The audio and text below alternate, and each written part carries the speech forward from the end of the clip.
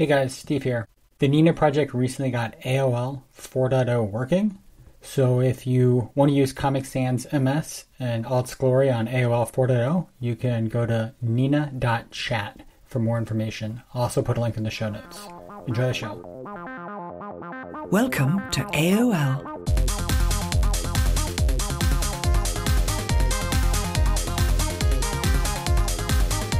Welcome to AOL Underground. Would you please state your handle and the years you're active on AOL? Yeah, I went by NailZ. I think it was from like 95 until probably about 99. Nice. When did you first use a computer? Probably 1990. I can't remember if it was a Tandy 1000 or a Commodore 64. And then what was your first experience on the internet? That's actually a different one because I didn't start with AOL like most people did. Most people started with AOL and then went up. But I actually I grew up in Ireland, not in the United States, so we didn't have America Online. So I came from IRC first. So I was already on FNet, DownNet, that kind of stuff before it became popular to move from AOL to IRC. Do you remember the people who were like sharing wares and stuff back then? There's like servers and whatnot. In IRC or on AOL? IRC, like people would host like files and stuff. Yeah, there was a bunch of people. There was Shiza. There was all the guys in Codeine. Codeine was actually an IRC group, not an AOL group, which is a weird thing because I think a lot of people think it was an AOL group and it wasn't. We had some guys that moved over that went to AOL. We had some guys that went to Prodigy, Compuserve, MSN. We kind of just tried to take over all of them, I guess. Okay, so you said codeine, and how do you spell that? Codeine. Okay, but it sounds like coding, but it's codeine. It's one of the two. I don't know. Different people said it different ways. Like it's like wares. Some of us said wares. Some of us called it Juarez. It was all back in the day when there was nobody talking to each other, so nobody really knew what the pronunciations of anything was. It's true. I actually always said whereas, but I'm curious. So you said Shiza.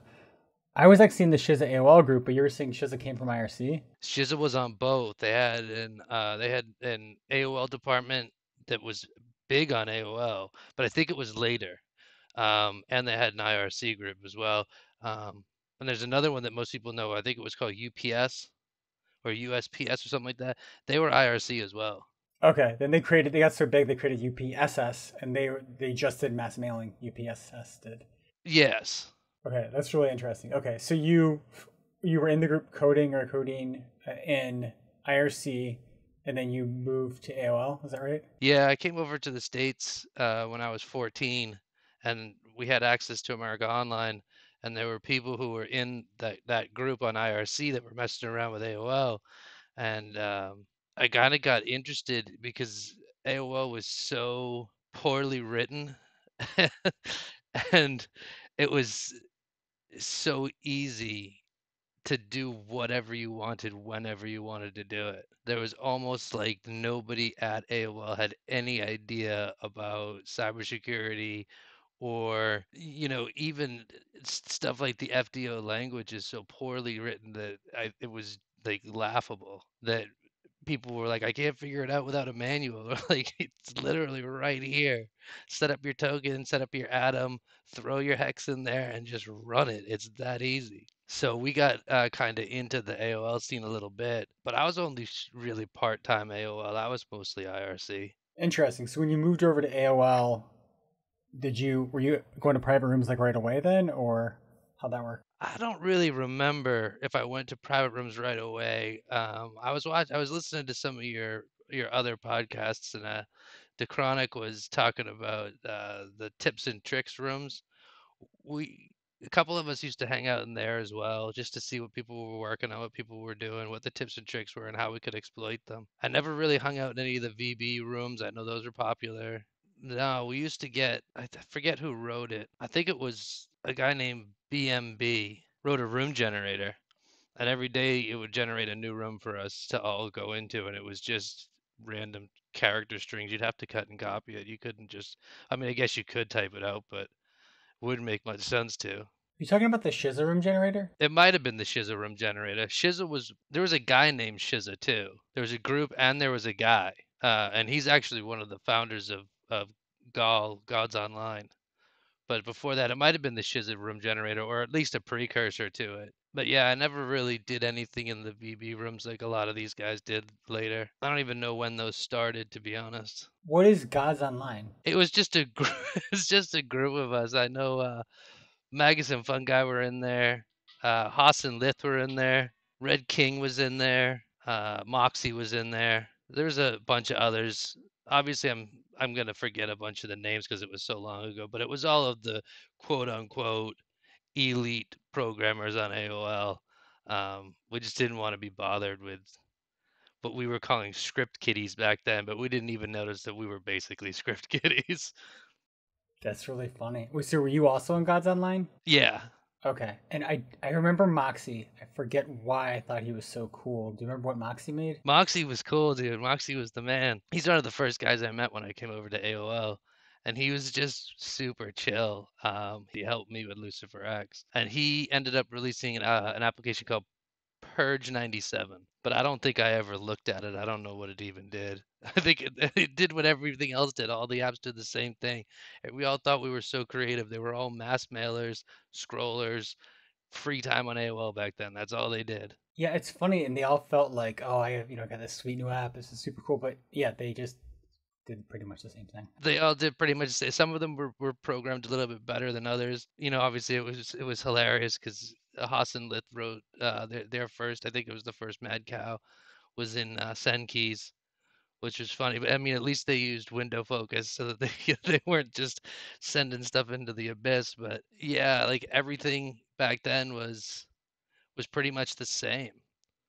And it's a lot to do with because that group of people that released like your big name stuff. I don't even think mine was that big. I don't even remember.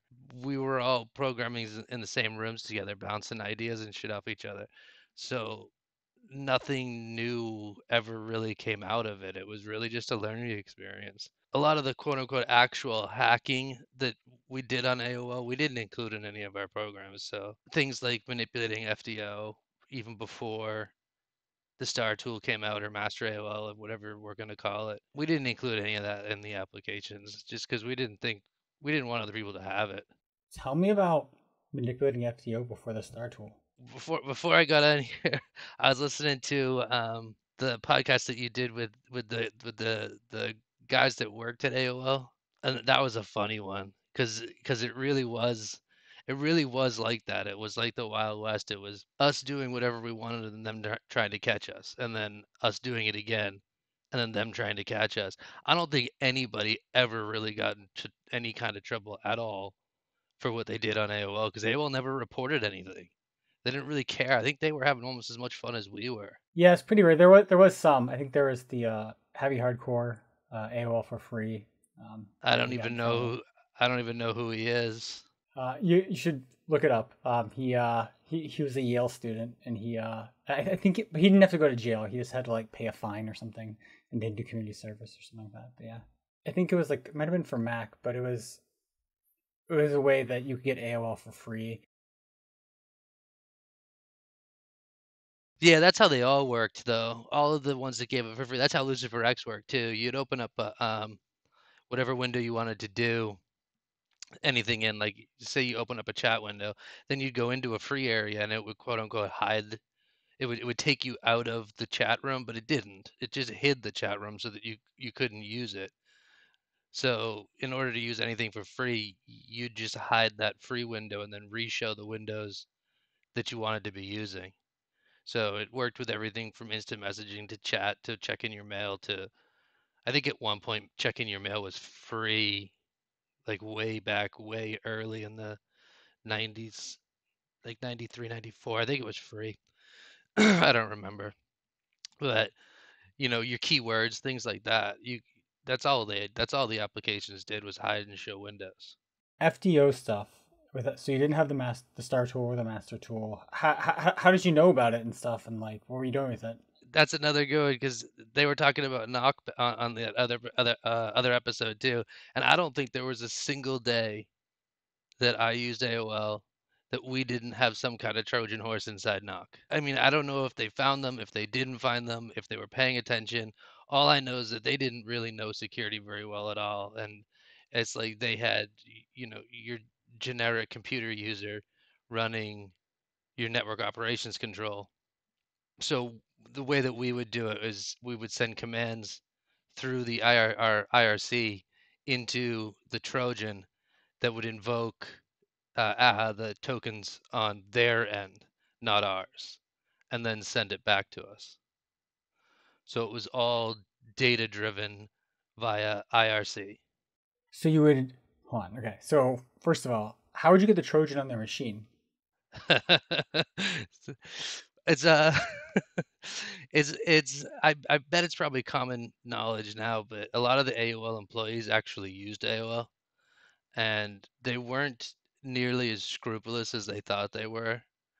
They became victims of social engineering, of downloading things that they shouldn't have, to all the all the way up to communicating with people on America Online, even sometimes us posing as like 15, 16-year-old girls. Like they just didn't know what they were doing. So there was always a way to get it in there. The security on AOL just I'm shocked they lasted as long as they did. I mean, hats off to them because we really put them to the grind, but I can't believe they made it. So who wrote the Trojan? The guys did Codeine or Codeine or whatever you want to call it. None of them actually used AOL. That's okay. So it was a Trojan, and it was the command and control was an IRC chat room. You guys would send commands to the machines, but then how did FDO come into play? We'd invoke it through their terminals. So if we wanted to create a new screen name, we'd invoke the tokens. I think it was NM1 or something like that would start the new screen name process, but it would start it on their terminals, and then it would send back to us the response for like a ping packet would come back and say, okay, Windows open, what's your next command? And then would send it back through their terminals. Everything was done on their end back then because we didn't have the start tool yet. It wasn't leaked, or it wasn't out, or I don't even know. Oh, that's really interesting. So so let's say when you create a screen name and you send the command, would anything happen on their UI, or would it all just be in the background? The first ones, yeah. The very first ones that we injected into their systems would open up Windows on their end. They would see it. So I can only imagine that they were like frantically closing windows, thinking like, what the hell is going on here? But I'm sure they didn't have any idea. They thought there was something freaking out about the system, and it was really just us. But then later on, later on, as we got a little bit better with it, and a couple of us started using America Online more and more, we got more familiar with how FDO worked, and FDO was actually kind of cool in a way, and still kind of crappy in a way. It drew everything. So like when you pulled up a chat window, there wasn't a chat window. Atoms and tokens would be used to set up this system, and it would draw windows and boxes and your rich text formats and your lists on the fly. It was creative, but it was easily manipulated. So we could then invoke through their terminals to draw windows on other people's AOL accounts while they're logged in. So you'd have one person logged in who's just sitting there, and then somebody in IRC, or you could even do it yourself if you wanted to, but back then everything was about the group. Everybody wanted to hang out and do things together. So you'd have somebody who was invoking it and drawing it on your screen. Oh, so you'd run the Trojan on your machine, and then someone else would draw stuff on it? And I'm not sure if that changed, like right around 2000, or if it didn't. I don't remember when AOL 3 came out. I think it was around 2000, wasn't it? Might have been before 2000, but I could be wrong. Yeah, it had to have been because it had to have been because I remember we all wanted to stay on 2.5. We didn't want to go to 3. So we would have to search for old discs and old downloads and stuff like that. Actually, a funny story, I just thought of it because that girl, Erin, that was talking on it, she was talking about how there was open FTPs on their the AOL's quote unquote internet, and was getting flooded by wares. That was us. Oh, that's so funny. Yeah, that was Ursi Stern. Yeah, so so I'm it's a little belated, but I apologize now. That was Coden. Coden or Codeine. That was us who did that. That's great. We used to run automated scripts, and most of the wares were most of it was the same thing. It was all one file. Just it would the script would go through, and it would rip the name out of it and put a new name in and upload the exact same files over and over and over again, so that it looked like they were getting blasted with all of this free software, and it was really just like Visual Basic 3 or something. Like that was the only program or something like that, whatever it was, and it just kept going and going and going. So it was funny when I heard her talking about it. I was like, they had to have noticed that we did that because they shut it down, but I don't think they ever knew who did it. So I apologize now for that if you're listening. That's funny. Wait, why rename the same file and keep uploading it? Because disk space was so tiny back then. You didn't want to keep all this stuff on your machine. So you'd just have one thing taking up your space on your hard drive and then rename the file and just kept kicking it back up. That way we could run it out of very small machines. So it's more than one file because you were saying rename the same file. I'm confused. Rename the same file. Are these different files, or are they the same like file hash, or what are we talking about? So inside it's the same application, but it would insert like an extra hex character into the application. Everything was dead. If you downloaded it, it wouldn't do anything. It was just taking up space in the drive. So it would rename the file name. So let's say it was Corel Draw.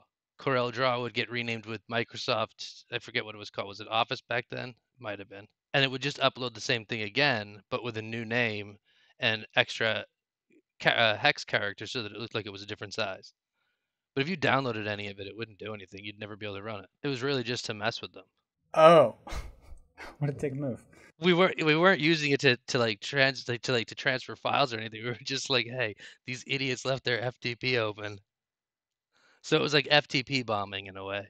Okay, now it makes sense. Okay, so same file, and relatively same content, just different names. Yeah, relatively the same file size too. So it's weird that they didn't notice that everything was off by like 10 kilobytes. How did you guys know about FDO and like what codes to send and all that? How'd you guys figure that out? We had to break it down. But this was even before the manual. I forget who finally got the manual. Somebody got an FDO 91 manual and uploaded it. This was before anybody had the FDO 91 manual.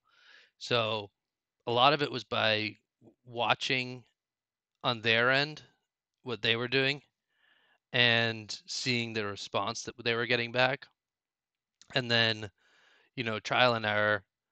And eventually we figured out that there was a like pattern to the way that they named their tokens and the keys that would do things. And we figured out that there was 3 different ways to invoke tokens. Or I shouldn't say ways, 3 different tokens that you could invoke. You can invoke a string, just the token itself, or you could invoke it with an integer value, which was all the strings were all hex code. Like if you wanted to, enter a keyword, you couldn't enter keyword like she's gonna hate me if she hears this. You couldn't enter keyword like food channel. You had to use the hex value for food channel. The ASCII like equivalent and convert to hex or something. Well, yeah, the hexadecimal code. So yeah, ASCII is the American standard for character interchange. Hex is just a hexadecimal format of a character. So like every character on your keyboard has a hex value. You guys would, so it's almost like methods almost, right? You would send the token and you say I would do a keyword, and then you send the right hex value. Like so, it'd be like whatever the string was of characters. Would that be like a parameter almost? Yeah, you could call it a parameter. It was called arguments back then, but parameter would still work. I lost train of thought. Oh, yeah. So we had people on IRC that had never even used AOL, but were just so interested in how it all worked that we spent a lot of time, like a lot of time, hundreds, if not thousands of hours trying to figure out how FDO worked. I wish we had known there was a manual out there. We could have just found it on somebody's computer in the AOL office and taken it. That's really funny.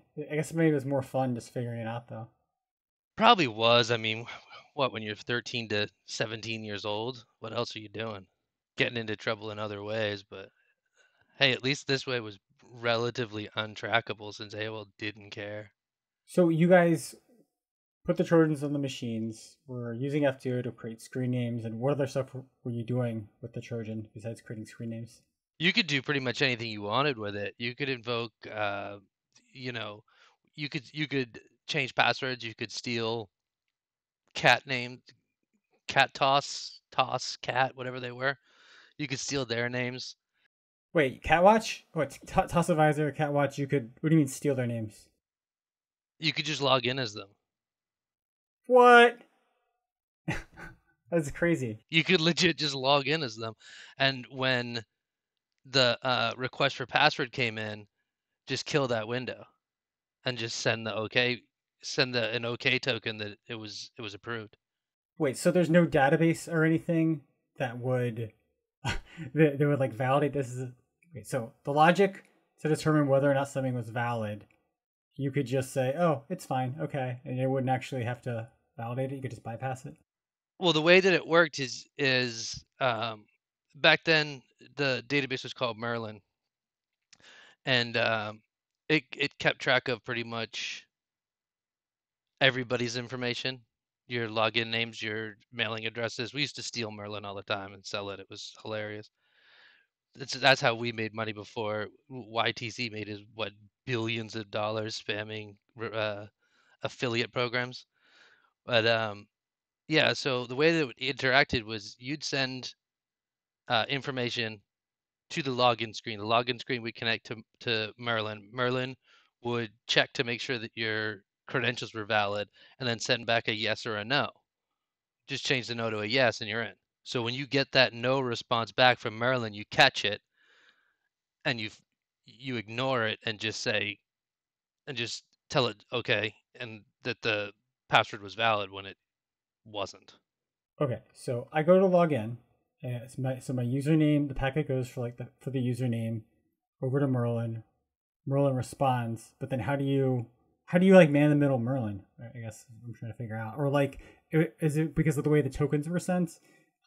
You could just tell that token whatever Merlin sent back. You could just tell the system to ignore it somehow. You could build out an atom string so that when the rejection came back and it would have said incorrect login or whatever, it catches that and ignores it and then sends the token for login. So did you have like a debugging proxy or something to like see and intercept these requests and modify them?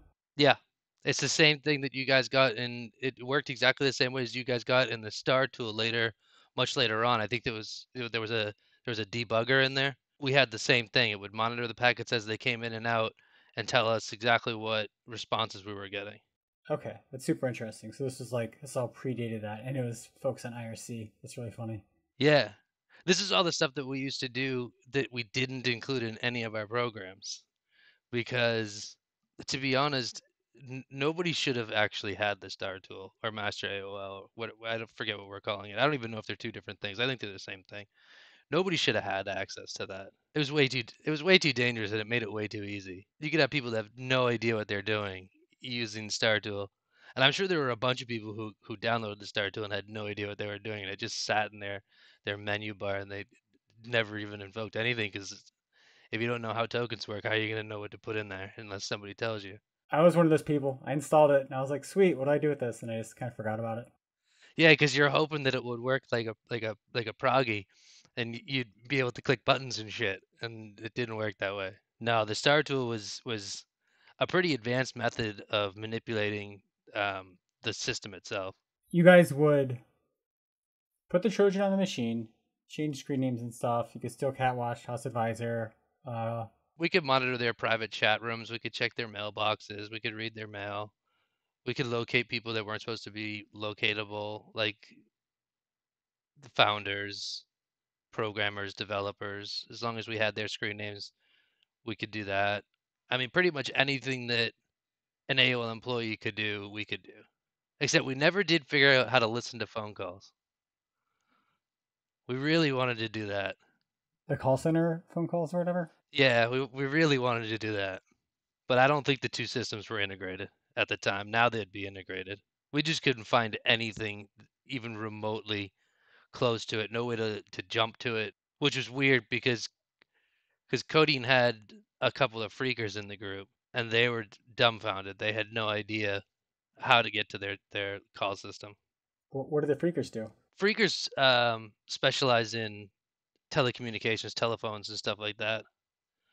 Mostly what they did had nothing to do with AOL. They were more into phone companies. The group was huge in terms of the broad scope, not in terms of the membership, but in terms of everybody's different skill set, which is why we were able to get so deep into America Online Systems, because no one person could have all that knowledge. But you had somebody who knew scripting, had a bunch of people who actually knew FDO, like they really delved into it. They probably could have walked onto the AOL campus and just started writing AOL. And then you had hackers that were writing programs and exploring the interface and the limitations and reporting back. And we did the same thing with Prodigy and Compuserve, though I never developed anything for Prodigy or Compuserve. So speaking of developing, you created the program LuciferX. Why did you decide to make a program if you could already do all this stuff? Probably Dechronic. I've only talked to Dechronic a couple of times, and I don't know if he even knew it was me at the time. I think a couple of times he did, but a bunch of times he didn't. There's a guy who had a lot to do with AOL that was left out of the application itself, a guy named Squirrel. And Dechronic left him off of the application. And we were kind of like, that's not cool. Let's go write one to do everything that AOL does just because. Okay, so that's why in the credits you specifically called out the chronic then probably. I think it had a little bit to do with that, and then probably a lot more to do with the fact that Dechronic was like an AOL household name.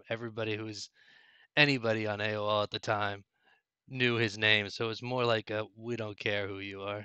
Yeah, I think I asked him before the episode about you, and he's like, "No." I think there was an interview he did with somebody and some like zine or something, where he asked like if like he you guys knew each other, and I guess he referred to you as like snails instead of nails or something like that as like a diss. I don't know. That's a good one. That's a good one. I talked to him a couple of times, like as Nails, and a bunch of times as just some random guy that he didn't know. We didn't have anything at the time. It's like I was 14 years old and he was 17, I think. It's just a period like that age gap right there. You guys have nothing in common. And he was kind of off in his own little world, getting his AO fame, and I mean, more power to him. People liked his application. It worked. It wasn't very well written, but it worked. There were people who really liked him, and people that I used to hang out with and get along with that really liked him. Like Rizza, I used to get along real well with Rizza, and he got along real well with Dechronic, but I just didn't have any interest in knowing him. I guess I feel like all of his fame was gonna bring a lot of shade down, and I didn't want to be in the hit zone. Yeah, well, it did. So that was probably a good call. Yeah, I mean, I hope so. My online personality was the complete opposite of the person that I actually was. So if I could avoid getting into trouble for that kind of shit, I definitely tried to. I wasn't looking to be a martyr for AOL. So wait, what do you mean your online personality was the complete opposite? Sorry, your online personality was the complete opposite of what you were. Could you expand on that? Yeah, I mean, I grew up playing hockey. I was an athlete. I wasn't in it to take down AOL, or I wasn't in it to. I was really only in it to be a nuisance because I could be, and to learn. there's a lot of founders of tech companies that owe everything they have to the things that they learned at AOL doing exactly what I was doing. So back to LuciferX, I noticed. So when you load it, first of all, there's that super sweet artwork. Uh, it's like the skull, and I think it's like wearing horns or something. It's like I don't know. It looks amazing. Where'd you get that picture? Skull and Horns, that's Lopman. Yeah, he was an artist back in the day. He was into scripting and he was into web design, and he was an artist, and he used to do a bunch of stuff. His stuff is all over AOL, and it's all over the other services, Prodigy, Compuserve, MSN, for other people's applications, because there were applications for those other services. It just wasn't as widely done. I think it's probably because they were probably better programmed than AOL was. But yeah, he never really got much credit for his art. He just kind of liked doing it. I thought that graphic was sweet. But again, it's the complete antithesis of my personality. I just thought it was sweet looking. I also thought it was sweet looking when I first saw it. It made me really want to use the program. And then it was your program was all in the menu bar, which I think was new at the time. Most programs only later were programs up the menu bar like that. I think. Yeah, I was the first one to do that. And we did it because we kind of had to. I mean, if you look at the application itself, there really isn't much to it. So we had to like wow people with doing something that hadn't been done before. So how'd you figure out how to put it in the menu bar? Oh, that's easy. That's just a Win32 thing. I say it's easy. It took forever to figure it out, but I actually figured out how to do it by editing Corel Draw and adding Corel Draw menus for things that I did like often. I guess in a macro kind of style. So things that you'd have to go through their interface for in order to get to, I just would put it in a menu on their application. You just hook the application at build time. With API, you can grab all the menus that it's trying to build out and then insert where you wanted to put a menu. Nice, that's really cool. So then I assume your program used API calls and not send keys. It did not use send keys, no. The first iteration of it, while because the IRC group they were like legit developers. They had a whole life cycle development plans and things like that. So the very first iteration was in send keys to see how many things we could do, or at least a good chunk of it was to see how to do it, map it out, put it all together, and then it was all rewritten again in Windows API. So wait, this is written by more than just you then? No. This is just by me, but so I grabbed onto their development paths, the way that they did things. So first, I built a proof of concept, and a lot of it did use send keys because all I was doing was trying to figure out what I could and couldn't do. And then when that was done, I trashed it all and rewrote it in Windows API. Okay, yeah, that's cool. That's cool. Did you use any like .bis files? No, if they were out at the time, I didn't know about their existence. I know later that there was Bass32 and Alpha and a bunch of others that got thrown into circulation, but I didn't have any of them. I never hung out in the VB rooms. I didn't even know that they were circulating. So I noticed your program had a send virus feature. Can you tell me about that? Deltree, that's all it was.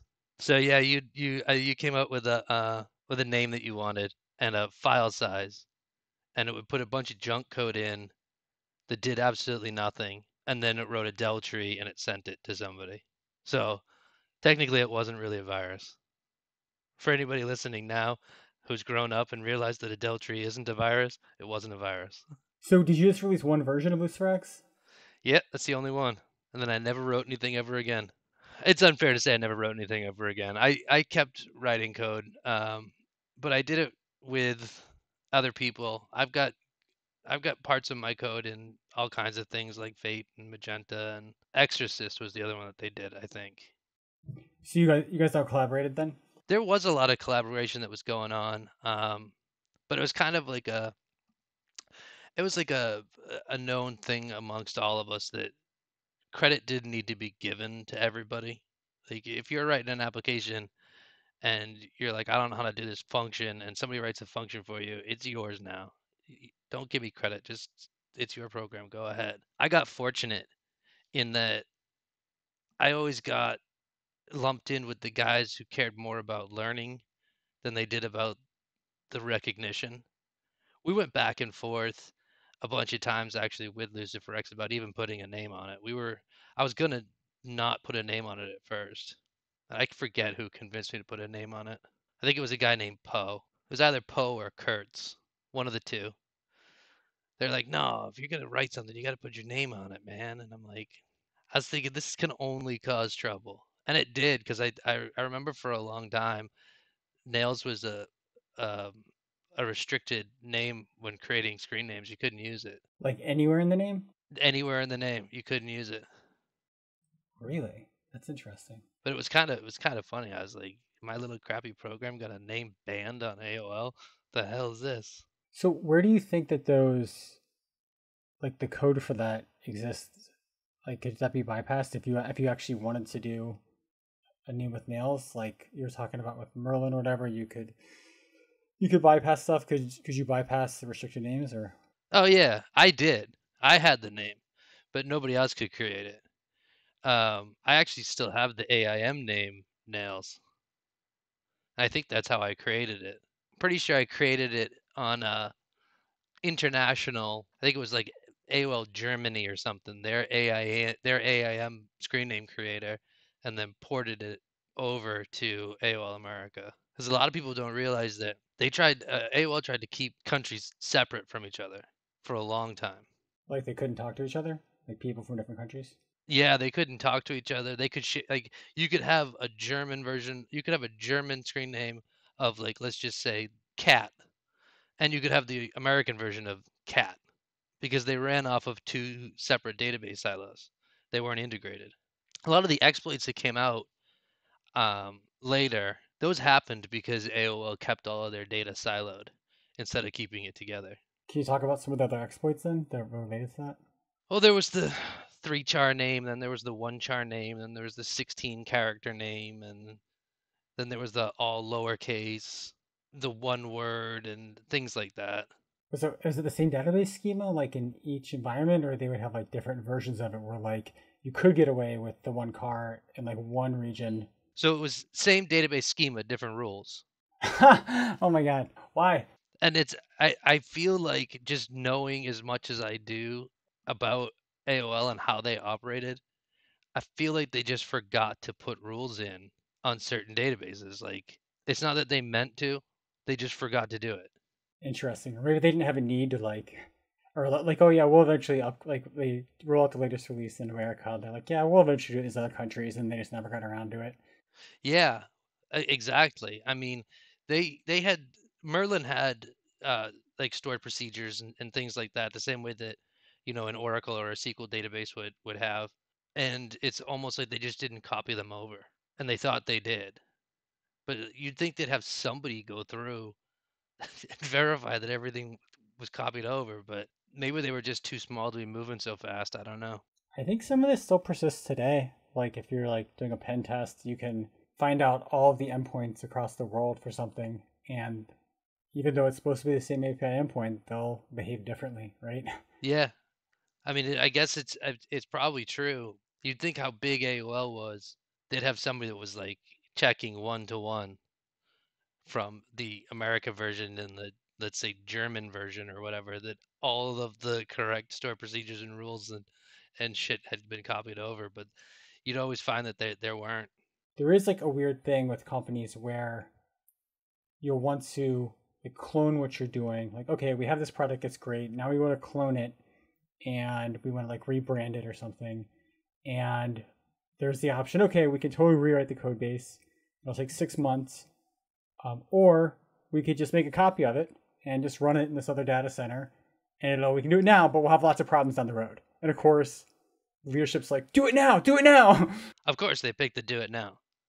And I don't really have much of an issue with that. I mean, you got to get it up and running. But the point is, once they do that and they knew that there were going to be issues down the line, they should have started tackling those issues, but they didn't. Yeah, what I've seen in the past is like project management and leadership. They'll promise to developers, "Oh, there'll be time to fix it. There'll be time to fix it," and then there never is. There's always some other priority. It is, and I don't want to be too hard on America Online because it was the Wild West, and they were doing a lot, and they were a much smaller company than most people would think that they were, especially when they started out, and especially in the early to mid '90s. So I'm not throwing too much shade their way. I think they did an amazing job for what they were. You've got millions of people who can say their first experience with the internet was AOL, but little things that they did were just flabbergasting. Like, why would you do it this way? And I was 15 years old, and I'm thinking to myself, why would you do it this way? So how did you find all those people on IRC and like learn all the stuff that you were learning? Well, I started on IRC back in Ireland, probably like '89. My father was worked for a computer corporation back then. So we had computers lying all over the house, which is probably why I started with a Tandy or a. I think I'm sure it was a Tandy now, and then I got a Commodore, which I think is backwards. Most people would get the Commodore and then the Tandy. I don't, but I liked the Commodore better. Yeah, I just started messing around with IRC, trying to figure it out, and I think the best part about IRC is there wasn't really an interface for it, so you really had to understand what was going on in order to even use it, especially back then. And you just meet people by asking questions. I was always an inquisitive person. I always wanted to know, I didn't want to know how to do something. I wanted to know why I was doing it. So if people were like, just put this in there, I would be like, no, I want to know, like, why am I just putting this in there? What is it doing? A lot of the older developers, I mean, a lot of the guys in the IRC that I was hanging out with were professionals. They were in their 20s.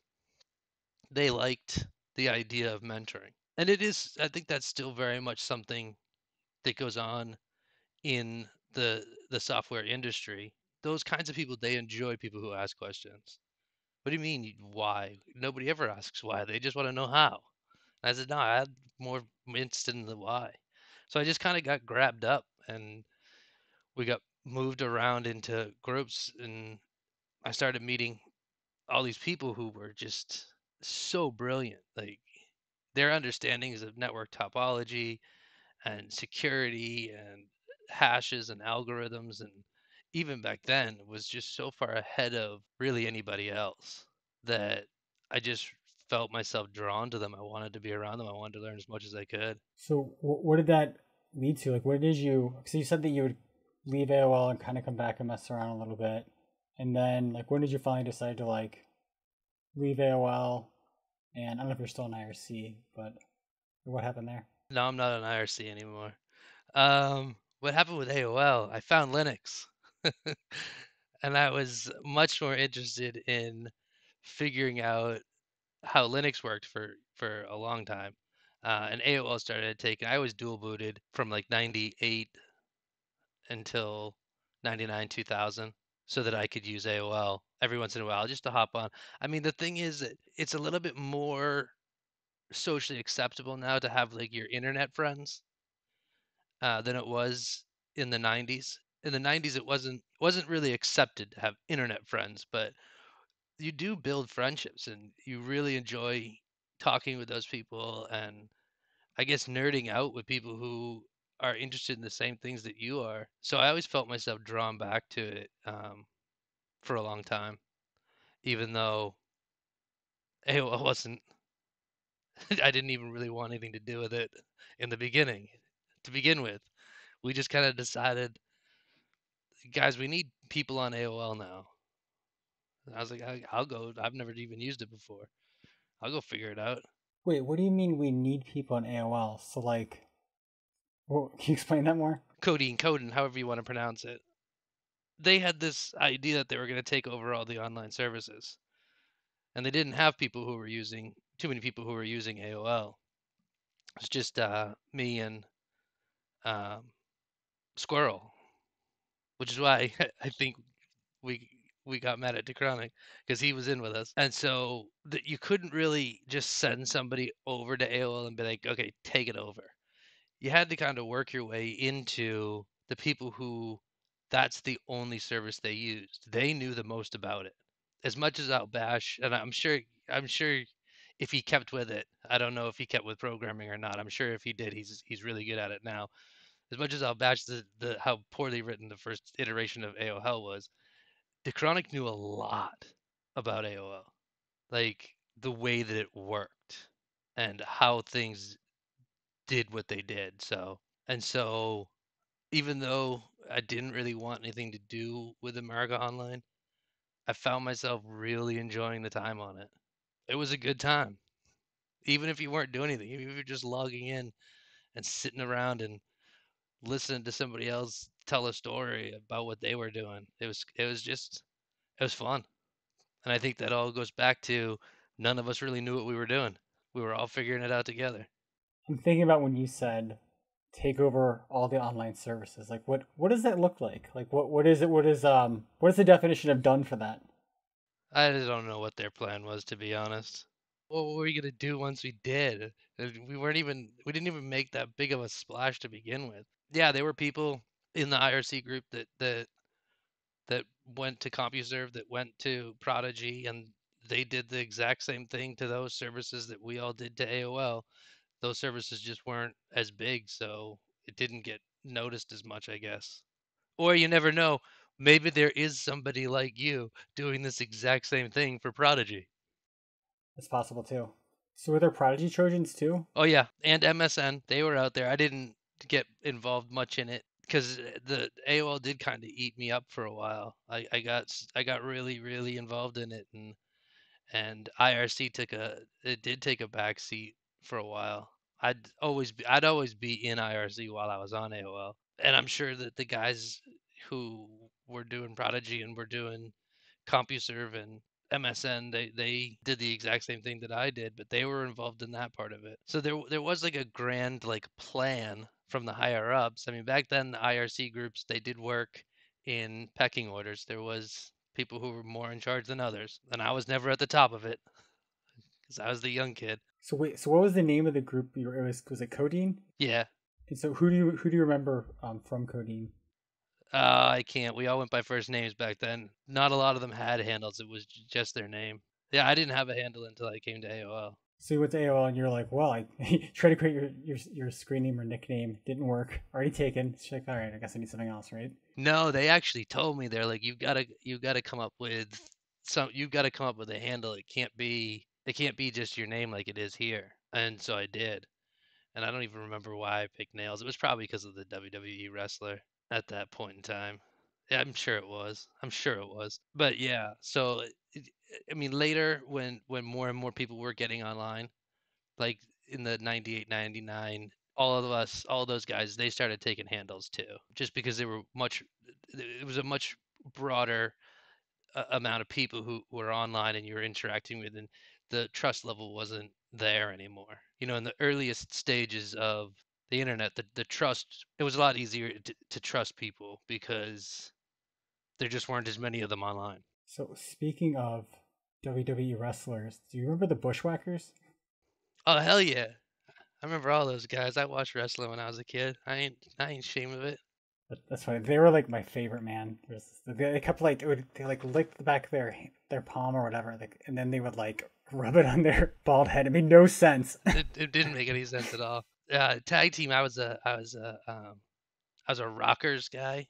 The Rockers, Brett Michaels and Marty Jannetty. I liked that high flying stuff. I don't know why. To our credit, or at least defense, it wasn't as widely known that wrestling is a complete sham back then as it is now.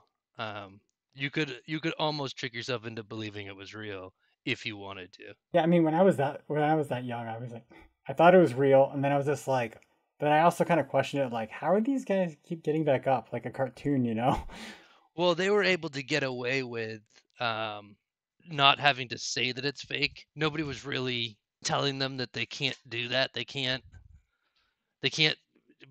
portray this as real. And you know, now you absolutely can't get away with it. And they had to tell you that it's sports entertainment and not sports. But in the early 90s, in the late 80s, early 90s, if you wanted to believe it was real, they were going to let you. They didn't say no, it's not. Cool. So after you kind of left the scene, what did you end up doing professionally? I was on AOL, I think, right up until my senior year of high school. And then I left AOL. I went off, oddly enough, train as a bull rider, try to break into the PRCA, the pro rodeo circuit. Then 9/11 happened. It's kind of one of those things, like being an immigrant, being so welcomed and given so many opportunities. I enlisted in the Navy. So no, I don't program anymore. I mean, I do because my kids do. I help them, but they're probably better at it than I am at this point. Are you still enlisted, or are you done with that? Or Still in 22 years and going. nice, nice. Is there anything else you want to share from your time back then? No, I think we covered a lot of it. I mean, a lot of the other guys that were involved in the scene were more involved in it than I was, or at least they have a lot more credit to their name. I know that there's still a lot of people who do remember me, but I never wanted it that way. I just kind of wanted to learn and have fun, and I was never gonna be a Bryce Case, which is, I mean, I got the pleasure of meeting Whitey Kraka in the 2000s. I forget what year it was. It was early 2000s. That dude's a fucking riot. He's really, really, really smart, brilliant guy.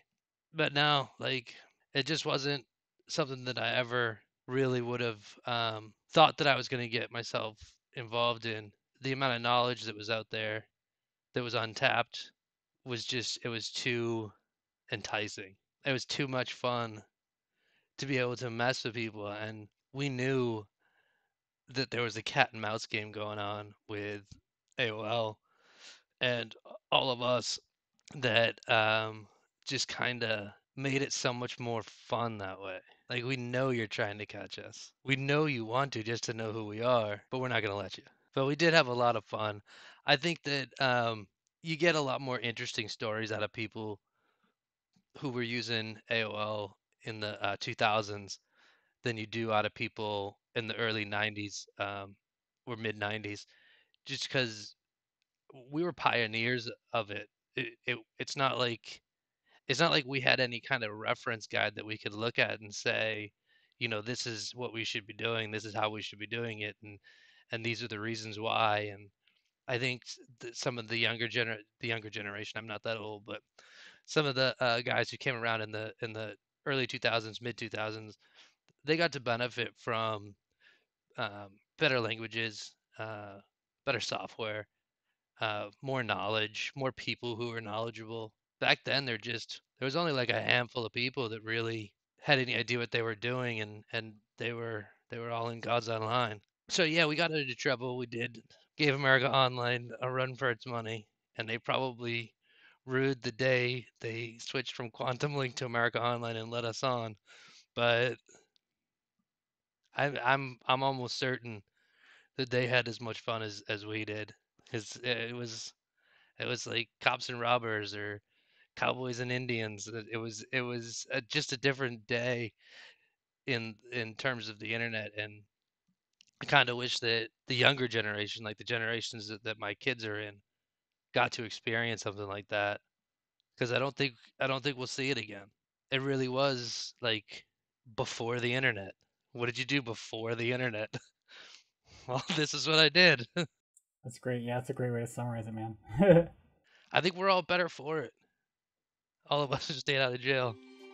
All right, dude. Thanks for coming on. Yeah, it was fun talking to you, dude. You take care. Hack the planet!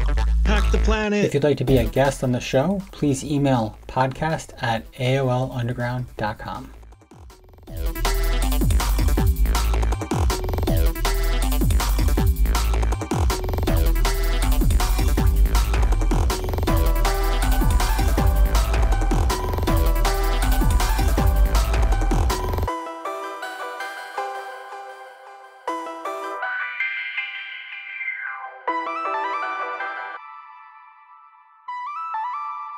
Welcome to cyberspace.